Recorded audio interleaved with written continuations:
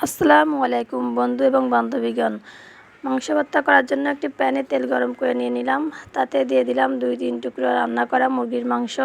এটা এবার ভালো করে নাড়িয়ে চাড়িয়ে ভেজে নিলাম। ভেজে নেওয়া মাংসটি এবার একটি প্লেটে উঠাই নিলাম। এবার মাংসগুলো ভালো করে হাড়ের গা থেকে হাত দিয়ে ছাড়িয়ে নেব। ছাড়িয়ে নেওয়ার পরে মাংসগুলো এবার আমি এক পাশে রেখে দেব। এবার এতে আমি অ্যাড করে নেব মশলা। এতে আমি অ্যাড করব পেঁয়াজ কুচি এবং দিয়ে দেব 3টি শুকনো মরিচ কুচি। তাতে দিয়ে দেব সামান্য পরিমাণ লবণ এবং সরিষার তেল। এবার এটি ভালো করে মেখে নেব যাতে পেঁয়াজগুলো নরম হয়ে যায় এবং পেঁয়াজের সাথে শুকনো মরিচগুলো ভালো করে মিক্স হয়ে যায়। এবার মাংসের সাথে এটা ভালো করে হাত দিয়ে মাখিয়ে নেব। এটার সাথে যেন ভালো করে লবণ এবং শুকনো মরিচ এবং সরিষার তেল ভালো করে মেখে যায়। এরপরে আমার তৈরি হয়ে যাবে দুর্দান্ত স্বাদের মুরগির মাংসের ভর্তা। এটা আপনারা চাইলে খিচুড়ি